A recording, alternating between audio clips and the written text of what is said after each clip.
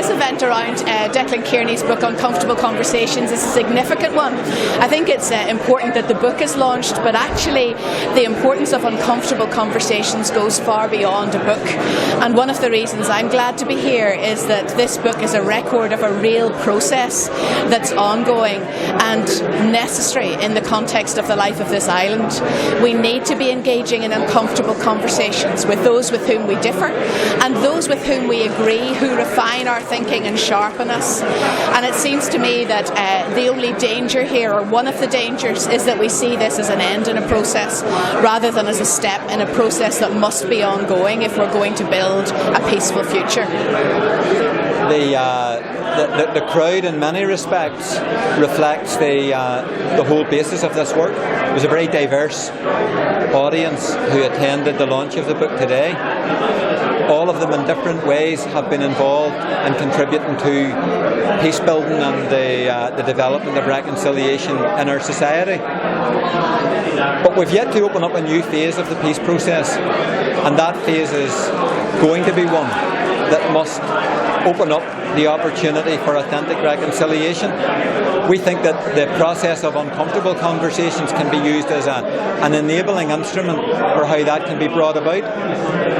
And insofar as this diverse crowd today reflects those who have been involved in the process to date, they also indicate the diversity of participation that still needs to be generated within our society. So this is another step in the journey towards opening up a new phase of the process, but a very, very important foundation for how we move forward. And I think that we've been very successful in what we've accomplished here today, but this needs to be the beginning of the next step of what needs to be undertaken.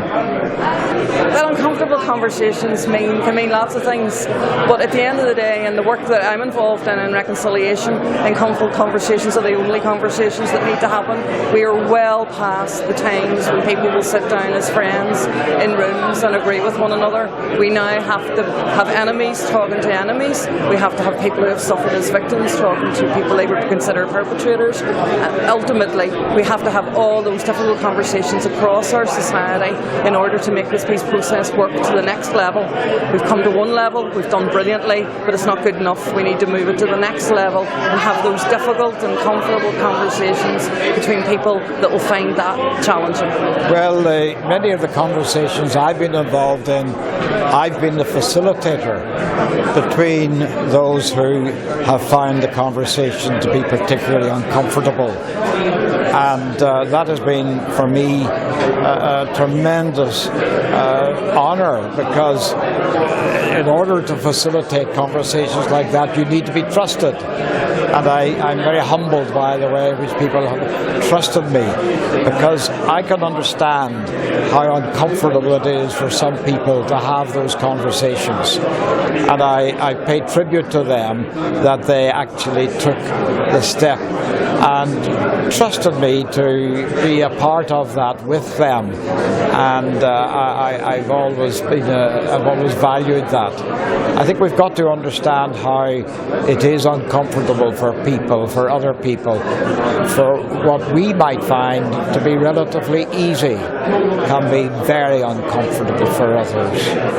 Uncomfortable conversations are about addressing issues that maybe you don't want to address yourself. And uncomfortable conversations are about being honest and allowing other people to see you for who you are, not just what you believe in or what you want, for who you are. Because I think that's, at the end of the day, we all need to show our genuineness, and in our politics, our aspirations can be, if not accepted or agreed with, but understood. It means for me that people can actually say what they really mean to each other and get a reaction, and see there's more agreement out there than disagreement, and I think uncomfortable conversations give you that opportunity. This work, I think, is of vital importance, and the fact that there's been such a tremendous turnout here today from right across the community is very strong evidence that people understand the importance of ensuring that the work of reconciliation is of benefit for all of us as we move forward. And I've been involved in a number of acts of reconciliation myself, which was an attempt by me to reach out the hand of friendship to the Unionist community in the meetings, for example, that I've had with Queen Elizabeth.